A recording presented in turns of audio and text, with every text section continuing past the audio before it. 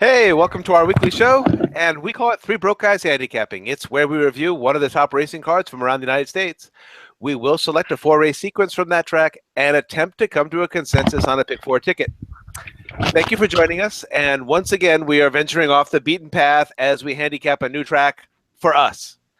Week number 17 of the racing season finds us in San Francisco, and, with all due respect to those Rice-A-Roni folks, the San Francisco treat is, in fact, a 1-mile turf race at Golden Gate Fields. The pick four starts in race 6 and ends in race 9, and yes, the featured San Francisco mile is in that sequence. My name is Rich Sharp, and each week I'll be joined by my friends and racing analysts. First up, it's Ray Torado, and he is joining us from Staten Island, New York. Ray, last week you were the local handicapper. Tonight, you're the shipper. How are you doing, sir? Good. Shipper, you get on a plane to go where out there?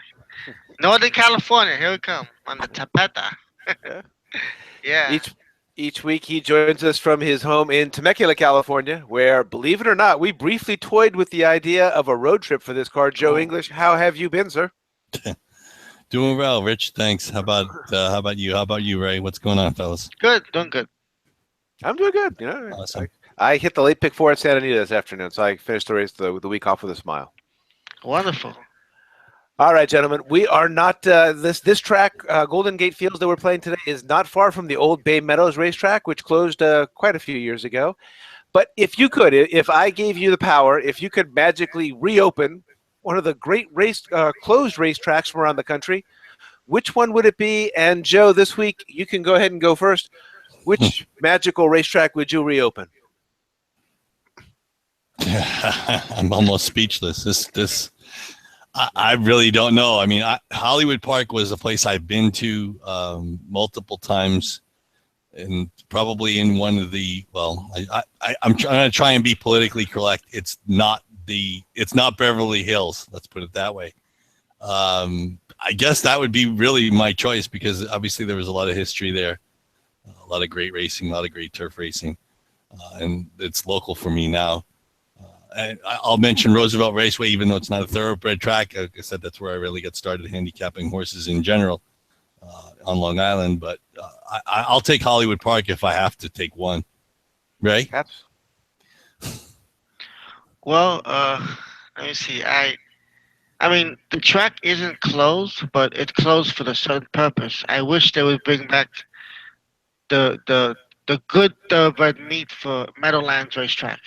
Because around here at nighttime there's not much to do, and it was a nice track to go to after work. You go on the weekends, and it was nice. You could go outside, and the Meadowlands. I mean, they're a wonderful harness track. They're like probably the best harness track in America, with the fastest times and the big Meadowlands pace and whatever. But there should be some sort of thoroughbred racing, back there, maybe put a track next to whatever, but because that track was always had a nice meet, the Meadowlands Cup, and they used to have the Pegasus there, and I do miss it. I do miss it. Now they run like maybe like 3 weeks with the like a 5-car turf racing, which isn't too bad. But you know what? If they could extend that, that'd be nice too. I would like that. Cool. All right. Any kind of racing, it would be nice. Yeah, no, reopening racetracks is something that's not going to happen, which is why I thought I'd just bring it up for this week, in preparation for the Derby. But nice stuff to think about. Okay, last week was Charlestown Racetrack in West Virginia, and despite the fact that we covered 3 selections in the featured Charlestown Classic, we were once again unable to come up with Imperative. And if I'm not mistaken, it's like the 3rd time he's knocked us out of the pick 4 in the last year that we've been doing the show. I'm not kidding. If you look at Imperative's racing form, I think so.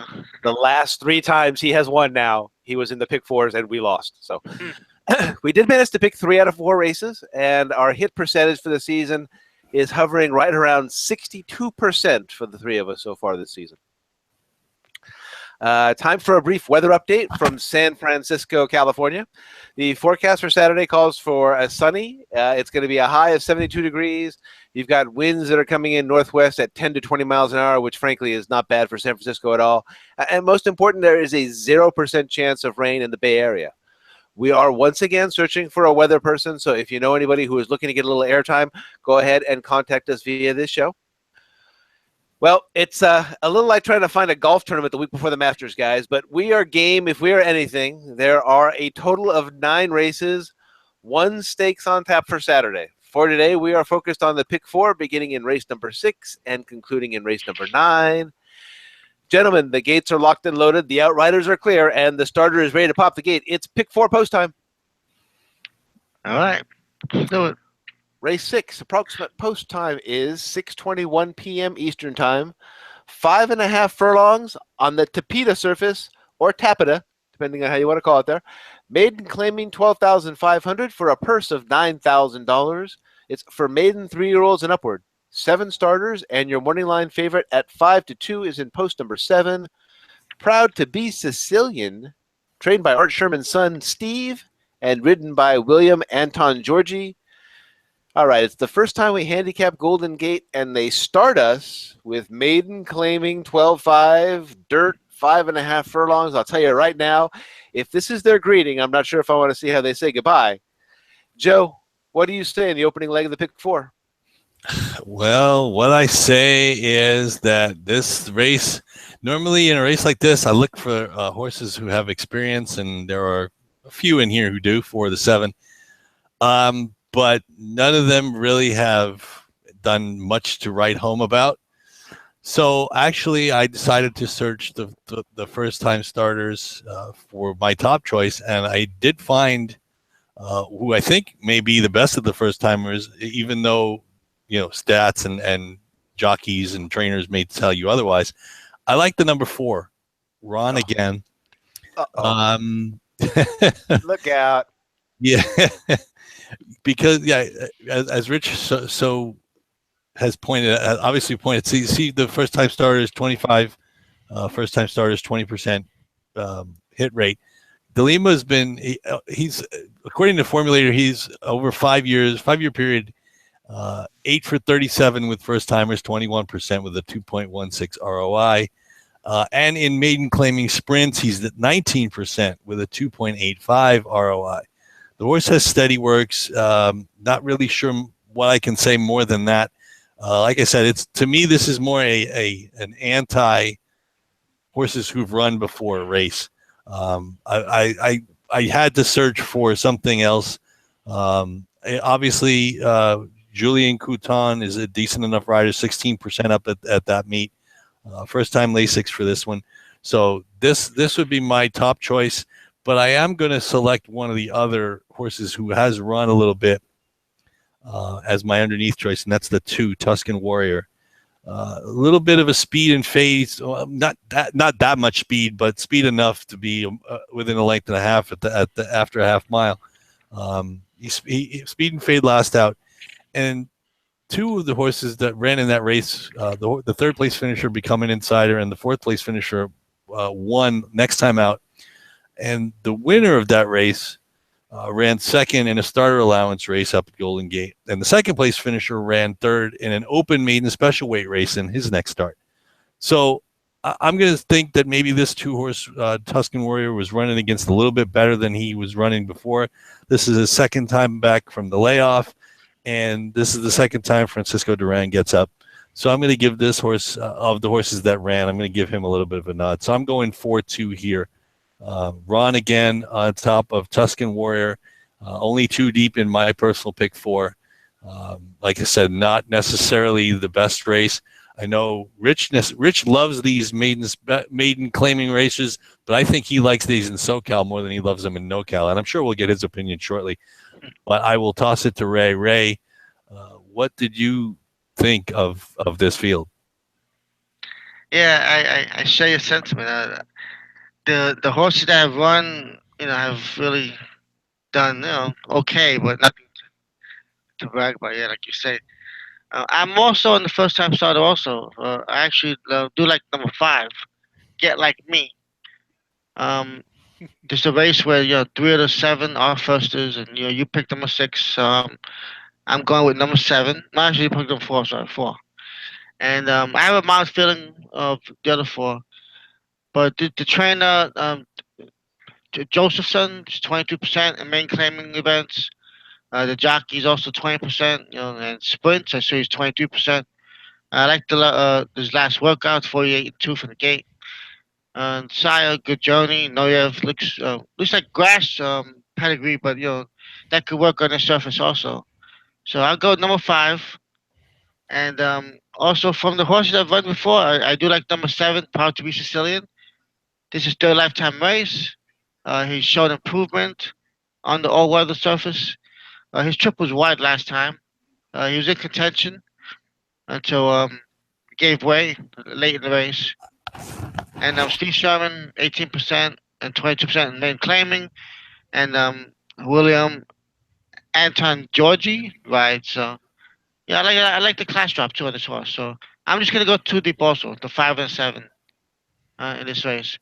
All right, Rich, this is your baby. Who you like in this race?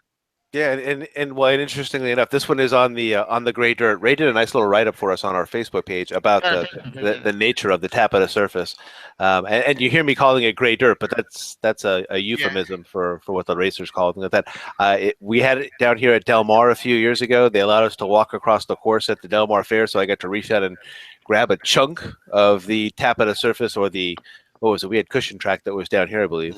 Yep. It is not. It is nothing like dirt, folks. So it is a much different surface. If you've never actually touched that artificial surface, it is to, at least in my opinion, it is nothing like dirt. But in this race, yeah, Joe and Ray caught it perfectly. I went with the um, anybody who hasn't run idea. And what's interesting is you guys caught both of my top two picks on the top two lines. So I did put the check mark next to Ron again. I like the Clifford de Lima. Julian Couton is actually a fairly decent rider. He's been down here in Southern California a few times before. So all the numbers for Clifford de Lima, the first time starter, the fact that he's debuting a maiden claiming, and Run Brother Ron hits with 22% of his first time crop so far, which is a really high percentage for a horse that's not really known. At a perfect mandate. I like the workout down here, a minute, fifth out of 76. That, again, is moving for up in Northern California. So I gave it a shot. I fired away. I was going to back it up with the other one, Get Like Me, which is who Ray stuck with Abel Cedillo and Jed Josephson. And again, his numbers are pretty good as far as this first timer. He's got a quick workout there back on April the 21st. And again, he's got some nice breeding numbers that suggest he's ready to go ahead and go that first time as well. So I thought if you're looking to go ahead and take a chance and go away from the chalk, go ahead and go 4-5 here if you can.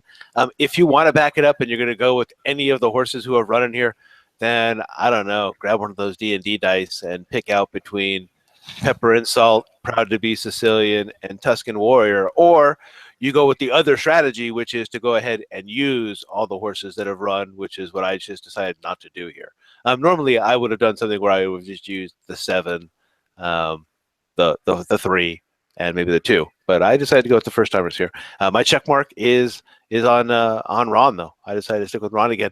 And again, I'm going to need to get some sound effects or something like that, because when I saw Joe going with the same first-time starter as me, I couldn't help but think, Joe, we're going to a track in Northern California that we've never handicapped before, and in the first race, we're both hanging up on the same horse. It's a first-time starter. So there need to be that dun, dun, dun, dun. All right. I've got the 4 and the 5 on my top line. Joe's got the 4 on his top line, and I believe he backed it up with the 2 underneath. And Ray's got the 5 on his top line, and he backed it up with the 7 underneath. No. Come on back. 4 weeks from now, he'll be in the Preakness. All right, and we are moving along to race number 7. This is the feature. It is 1 mile on the turf, the San Francisco Mile Stakes. It's a Grade 3 purse, $100,000 for 3-year-olds and upward. 6 starters, and your morning line favorite is in post number 6. It's the old veteran. It's Alert Bay. He's trained by Blaine Wright and ridden by Juan Hernandez, and he is 8-5 on the Golden Gate morning line. Interesting, but we have the 2015 and the 2016 winners of this race appearing today, as we see both Gigi Ryder and Alert Bay, who won last year. Ray, who do you like in the San Francisco Mile? Yep. You just named them. Yes, Alert Bay, number 6. Looks like really good horse. Last year's winner on the Tyler Bays.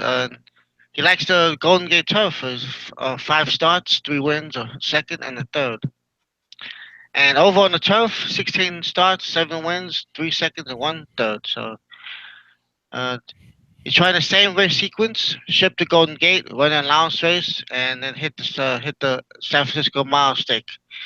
You got speed to stay close and be forward placed, unless crazy faction develop. The jockey Juan Hernandez got a good feel for him with his allowance wind prep, and the trainer's also at 18% at the meet, Blaine Wright, and 21% overall. So he's a solid horse. He's gonna be.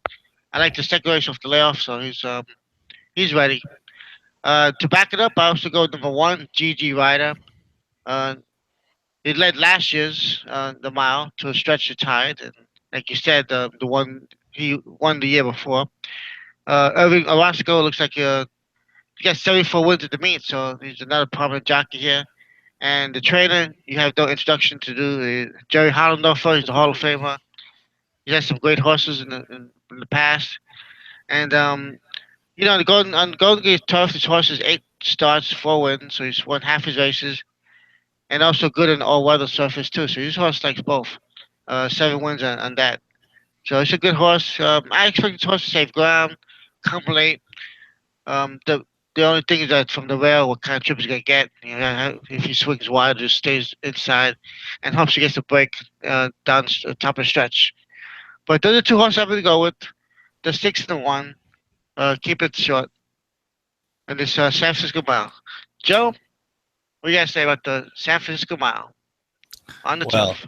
what I what I got to say is, we talked. Rich and I talked about it this race beforehand, and we were wondering where the Southern California contingent is.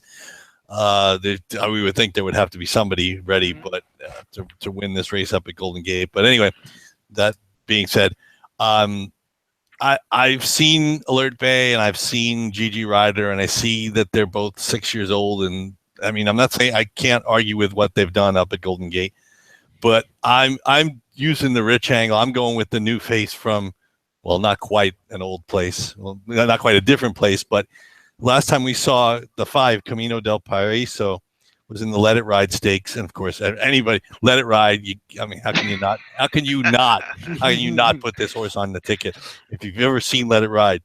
No, actually, I watched. I had a chance to watch the race. It's a race the horse could have won. He was blocked, and the 2 horses that beat him that day got out where he was stuck in behind horses. The other 2 horses that won, that beat him that day, Defiantly and Middersill, got first run in him. When he actually got out, he actually was coming. He lost by 3/4 of a length to those 2 horses, and those 2 horses are not bad, and I think they would fit nicely in this field. Bobby Gonzalez gets back up.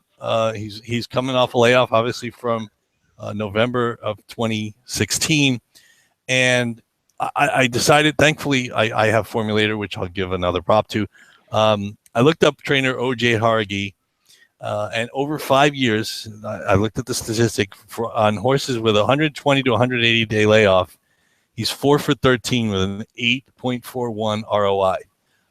And the horse did happen to finish second off a similar 6-month layoff at Golden Gate way back in June of 2016. So I'm taking a shot with the youngster. He's 4. Hopefully he's getting better. Not sure if we've seen the best of Alert Bay or GG Rider, even though the connections are going to say they're ready. I'm hoping for a new up-and-comer, and 8-1 on the morning line. I'm going to take a shot at the price. And this horse would be alone on my personal pick 4 tickets. So I would go out with a single at 8-1 with the 5 Camino del Paraíso in the San Francisco Mile at Golden Gate. Rich, I didn't see a check mark anywhere. Of course, I wasn't paying much attention. So I see it now. I see where your check mark is. So go ahead, give us some more details that if Ray hasn't already given the details that we want.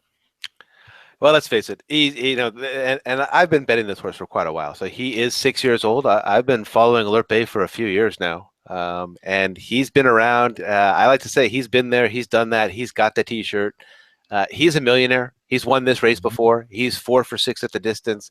On the turf, he's 7 for 16 in his life, and he's 3 for 5 here at Golden Gate. He's actually been a bit of a stud up at Golden Gate. But every once in a while, he'll come down to Santa Anita, and he hits with the best of them down here at Santa Anita or at Del Mar. So he's just one of those classy guys. Let's face it, he's a millionaire, and he's in this race. He won his last race. Juan Hernandez is winning 23% of his races. Him and Blaine Wright are not a lights out combination, but they do hit 23% together. So I wasn't going to go away from him. I have him as my single on top. So in my personal opinion, I've got a little bit on top. I do have the new face from another place, which in this case happens to be from my place, from Southern California, Camino del Pariso. In addition to what Joe was saying on that, the horse was hot. The horse had won 3 in a row going into that last race. And if you're looking over there on that line, on the trouble line, things like that, weighted at the quarter pole, steadied at the 8th pole, that's a lot to get through in a 6-horse race coming down the stretch there at Del Mar. So the fact that we haven't seen him in a little bit of time, but it looks like he's been working out regularly as well. So if OJ Harigi's got him ready, I'd imagine that this is a solid horse to put on your underneath. So I've got the 6 on top, I've got Alert Bay on top, and I've got the 5 underneath. Joe, I believe, is being bold. He's got the single with 5 on top, and Ray on his top line has got the 1 and the 6. I think the 6 was his top choice, and the 1. Back it up. All right, I'm coming on back.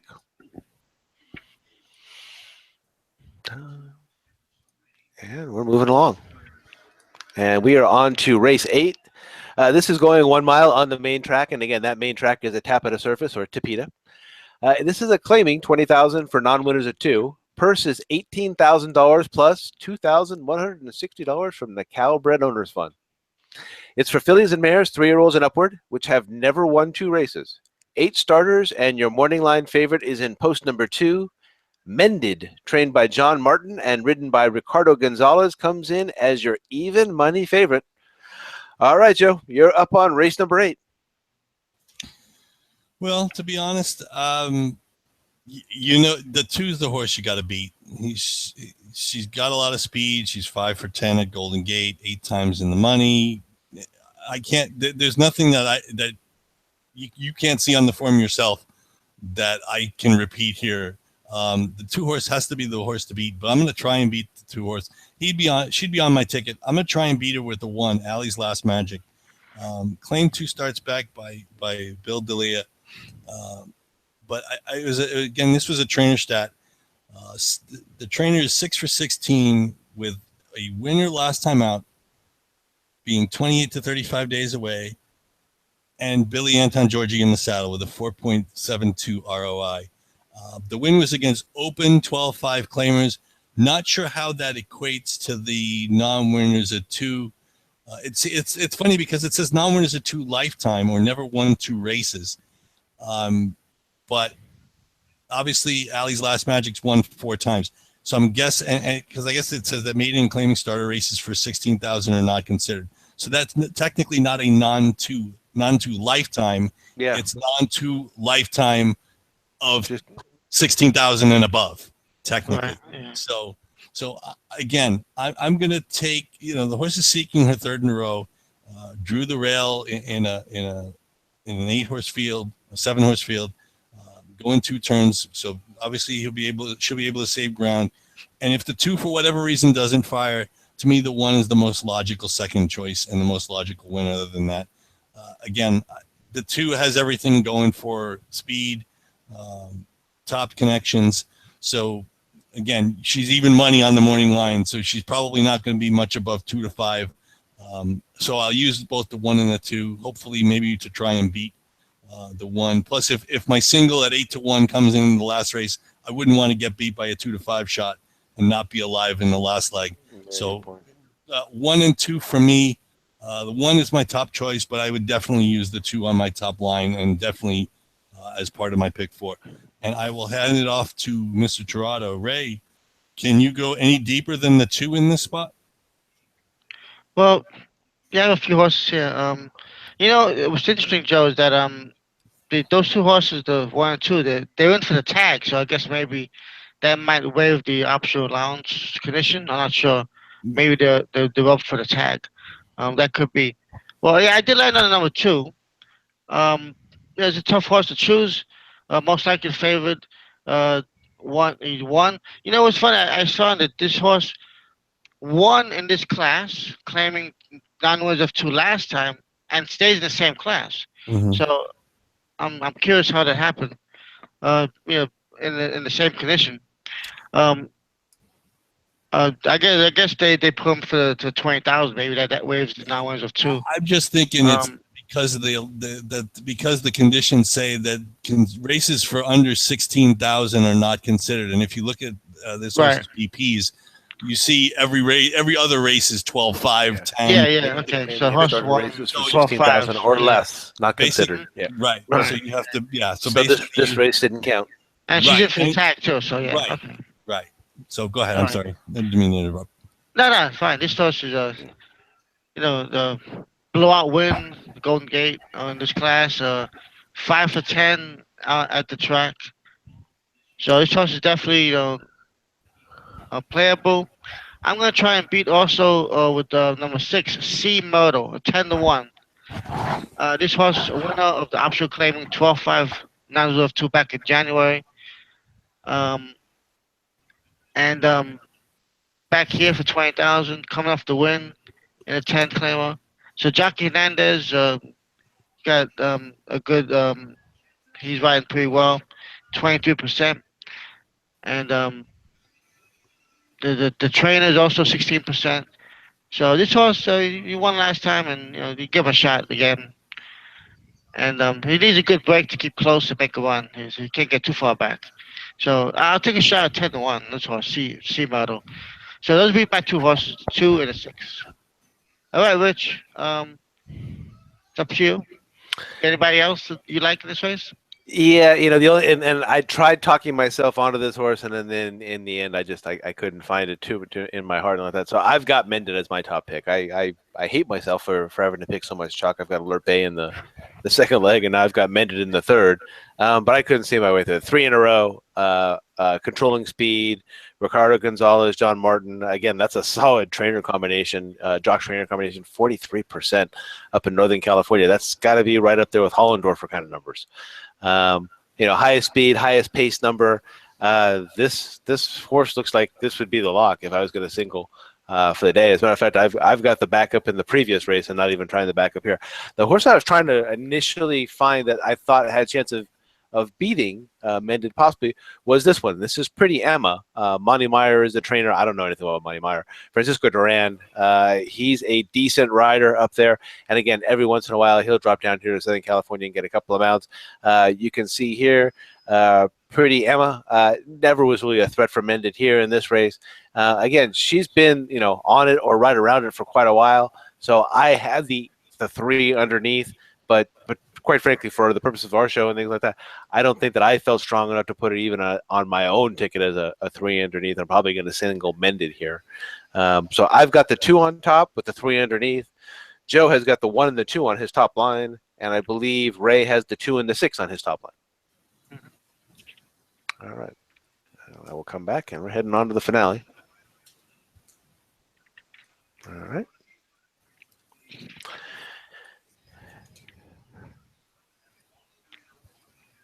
Where is it? Here, I've got it. All right, and this is race number 9. It is 1 mile on the turf. Optional claimer 32,000 for non-winners of one. Purse is $27,000 plus 8,100 from the Cowbred Owners Fund. For fillies and mares, 3-year-olds and upward, which have never won $10,000 once, other than maiden, claiming, and starter, or which have never won 2 races, or claiming price of $32,000. 8 starters, and your morning line favorite starts from post number 7, An Unusual Group, trained by Jerry Hollendorfer and ridden by Juan Hernandez, is 2-1 on the Golden Gate morning line. Okay, Ray, I think they have named the favorite in this race after us. You are first up in the finale for our Unusual Group. Who do you like? Well, for this race, I have no notes because I started looking down. I look at the one, I look at the two. They look pretty good. the 3 and the 4. They're winnable. I like to look at horses, who I think could win the race. And I kept going down. 5 looks good. The 6 looks good. I said, you know what? Uh, for me to go 5 or 6 deep and leave a few out, and those horses that leave out will win, guaranteed. I says, I'm too deep. I'm too deep. I'm too deep. I got room. I hit all button. But I talk about a few horses that I mean I kind of like a little bit. If you like it, number 2, um, got some good speed, a few blowout wins. Um, at Golden Gate, got a good jockey, April Sedilio, and I like that horse. Stepped up a little bit. I do like number 1 as a good price, a 10-1. This horse is dropping down, and showed some life a few thirds off the layoff. Coming from Great Britain. So these horses have a chance. Like I said, in this race, I found a lot of horses have chances. So I chose all of them. I do like you know number 4, Vita Starlight, a good long shot there with Julian Couton. You guys talked about the jockey closer. If the race falls apart, it's supposed to be coming. So plain and simple. I hit the all button and call it a day. And I hope if I'm alive, I'll just be looking at the. I'll be rooting for number 8, Spring Heat, down the stretch. At 20-1. So, Joe, I saw what you did, so this might be a first. So, Yeah, it's funny, right? The logic I used was exactly what you said. I said, I went 2 by 1 by 2. I said, and I thought about the same thing. And I was looking at 4 or 5 different horses in yeah, here. that's what I thought about 4 or Like 5. Yeah. the 4 really looks good to me. Considering I'm like, well, he comes from the same barn as Top Tizzy, Bill McLean's horse. It's like, well, if somehow she gets hooked up, Ryder Starlight's 3 for 4 in the Gulf on the Golden Gate turf, and she's 10-1. And it's like, okay, and the 1's not without a chance. The 2, the 4, the 5, and the 7 are the logical horses. And I thought to exactly what you said. I said, It's that type of race. you have so much.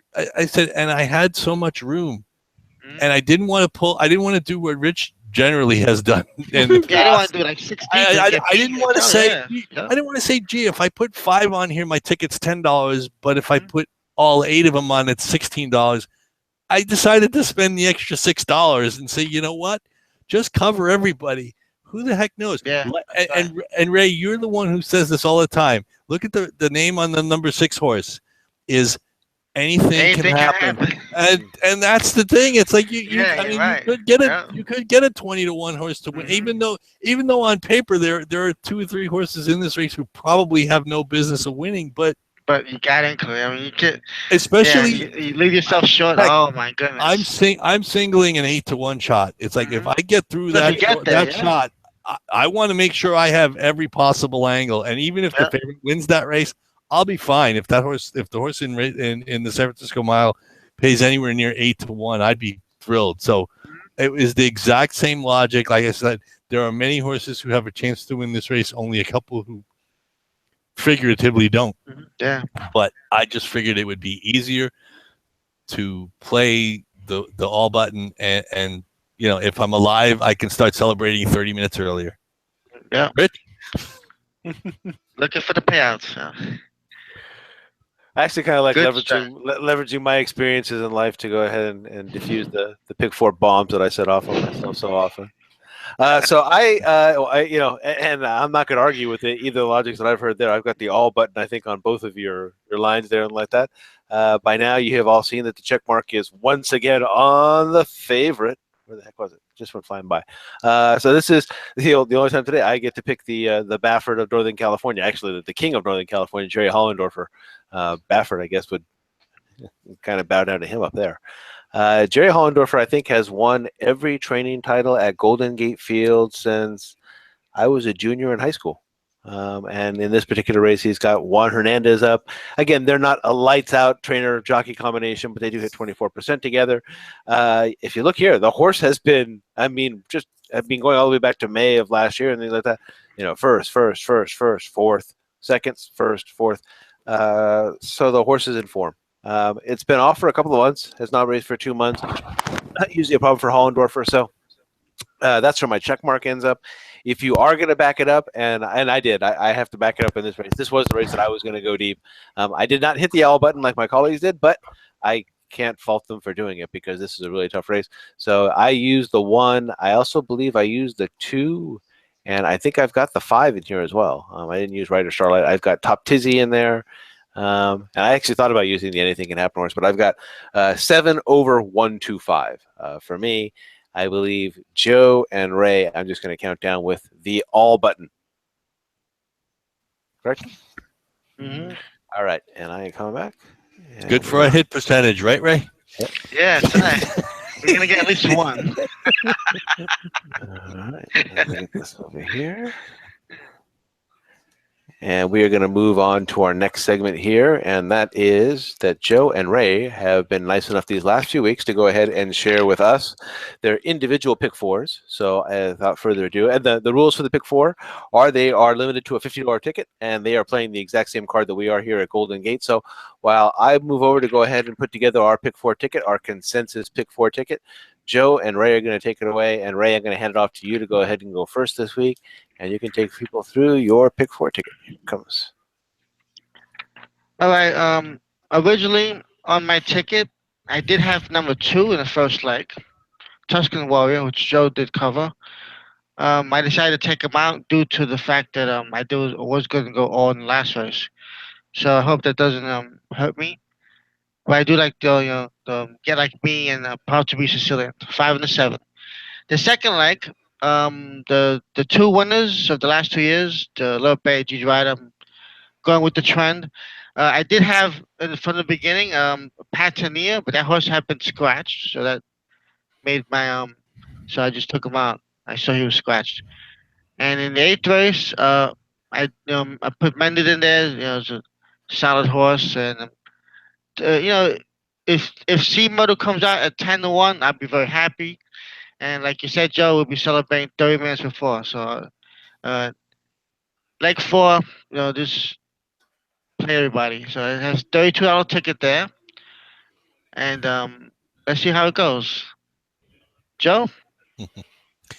Yeah, I like I said, everything that I don't have anything to add other than what I talked about during the regular segment on the show. Like I said, I went with the 4 Ron again on top of Tuscan Warrior in the maiden claiming race, the 5.5 furlong race to open the sequence. Like I said, I had a couple of good stats on Cliff de Lima. The horse has been working regularly. And another thing I like is that they're offering the horse for $12,500 when they paid $8,500 at auction. So even if they lose the horse, they're still making out on the deal. So that's why that among, like I said, also with the stats from Cliff de Lima on maiden claimers and first time starters, I figured this was as good a first time starter as I was going to get. Again, Tuscan Warrior was a speed and fade. In a decent race in his return from a layoff, so I'm not going to hold that against him. Second time out as a 4-year-old drops a little bit in company, and hopefully we'll get a softer trip. And I don't know that you're going to get a much softer field than you're going to get in race 6 at Golden Gate this Saturday. I singled Camino del Paraíso. Like you, Ray, I was going to probably include Patentar, the shipper from Southern California. If he did go, unfortunately, he did scratch. Like like you mentioned earlier. I guess I'm going with Camino del Paraíso. He could have won the Let It Ride. If he had, he'd have been on a 4-race win streak. And again, I'm thinking, and it's nothing. I can't. It's hard to knock Alert Bay and Gigi Rider. I'm just thinking maybe they're a little bit older. Camino del Paraíso, maybe the up and comer, been working well. Nice bullet over the Tapita. On April 22nd, and at 8-1 on the morning line with a top jock up there, I'm going to take my chances, especially with the layoff stats from OJ Hargy. In race 8, I went with the 1 Ali's Last Magic. Again, it's more an issue of trying to find somebody who can beat Mended. I don't know that there is anybody who can, but I think Ali's Last Magic drew the rail, has a decent enough record at Golden Gate Fields. And maybe, like I said, I saw the stats on Dalia and Anton Georgi, uh, and there was a pretty good ROI there, 6 for 16, which is 38%. So Ali's Last Magic was on top of Mended, but I would use both in my pick 4. And as we just talked about, the all button in race 9, only because the ticket would only be $16 as opposed to $10 if I tried to trim it by horses who I didn't think could run. And I just don't want to have one of them wind up biting me in the butt as I'm trying to celebrate a pick 4 win. So $16 for me, 2-4 with 5 with 1-2 with everybody in the finale. So I will pass it over to our host, Mr. Sharp. How is that pick 4 ticket coming along? All right, here I come. Oh, can I make a note? No, go ahead. I just want to say it was a little somber to do this card without the name of Russell Bays. Because I used to love that jockey. That jockey used to win so much races at this track, and I like to honor him, on the show for this track because he was a great jockey, and I think we've been doing the all Russell Bays pick 4 if he was riding. That's how good he was. It would That I've been talking about. at that point it would not have even been worth, at least on my personal opinion, would not have been worth the effort. He was a great jockey. I just wanted to mention him on the show. Happy retirement. Whoa, what's going on? I was trying to see if I got something going on my computer here. Hold on. So. Uh-oh. Da, da, da, da. There we go. Mm-hmm. There you go. See what happens, Ray? You mentioned Russell Bays, and there you go. Yeah, magic. Shut down Google. Like the Twilight Zone. All right. Oh boy. No, nothing against Russell. I have nothing against Russell Bays. Believe me. I beat you a few times, probably. No. I'm not. I'm gonna be nice. Nice, he's a good job. I'm gonna be nice. Oh, yeah. I'm gonna be nice. A week from now, we're gonna know who won the Oaks. Oh yeah. There you go. It's gonna be a very interesting week. Yes, it will. Always one of my favorites. It's one of the weeks I really get very little sleep.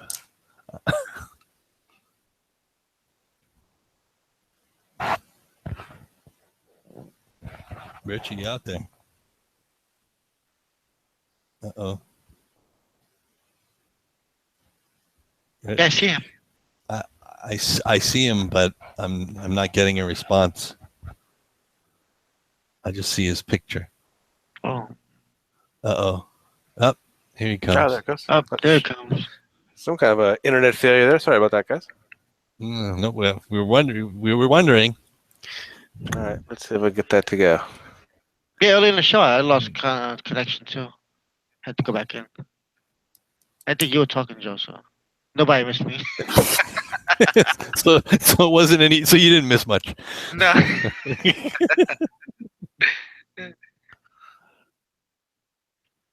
Remind me after the show. I got a story to tell you. Yeah, something looks like it's going on with their little share feature here, and I'm not sure if it's just that it's killing the wrong screen or what. But all right, well, with that, we don't need the template on the screen. Just let's just go through it or verbally. Yeah, I've got a $32 ticket up there, that includes the all button in the last race. So sounds good. Now in the first leg, I just got the 2 first-time starters. I've got the 4-5. Okay. So, Joe, you had the 4 on top. Ray, you had the 5 on top. I had the 4-5 on top, so that made it easy enough. Sounds good. In leg 2, I've got 5-6, and let's see, Ray, you've got the 6 on top. I've got the 6 on top, and Joe, you've got the 5 on top. Mm-hmm. In leg number 3, which is race number 8, we've got 1-2, and that comes from let's see, Joe, you actually have 1-2 on your top line. Ray, you've got 2 on your top line. I've got 2 on my top line. Okay. All right. And then the finale, you've got democracy, right? Ray and Joe. We've got everybody. Yeah, you both have the all button, so I got it. There's a lady. I got it. She said, "I got it." So, 4-5 with 5-6 with 1-2 with the all button. Hmm. Not the horse, the all button. Yeah. The actual all button. The actual all button. All right. Maybe we'll get a scratch or two, and we'll be down to 6. Hmm. Yeah. Who knows? Who knows? All right. Looks like that's going to do it. Either of you have anything you'd like to share before we wrap this one up? Well, I know. Well, like I said, at this time next week, we'll know who the Derby winner. Well, not the Derby winner. I wish the Oaks winner will be. But yeah, no, I don't really have anything to add other than I know Rich is going to give us more details about next week's schedule and our special for this week. So, Rich, I would assume, Rich, you could take it away. All right, well, and for those of you watching, as Joe said, if you enjoyed the show, we will be back next week as well. That's what the three broke guys like to do. We're going to get together, take a look at another exciting card. You know, Joe, I can't seem to recall what happens on the first Saturday in May, but hopefully I'll remember by next Thursday, which is when our show's going to be on, right? So we will not be on next Friday night as we normally are at 9 o'clock. We are going to be on next Thursday, I believe, at 9 o'clock. All right, gentlemen, that's all the time we have for tonight. It's always a pleasure to handicap with the two of you. For Joe English and Ray Torado, I'm Rich Sharp. I'm sorry, I didn't mean to cut you off there, Ray. It is always a pleasure to handicap with you. So for Joe and for Ray, I'm Rich Sharp. Thank you for watching Three Broke Guys Handicapping. Good luck and good night.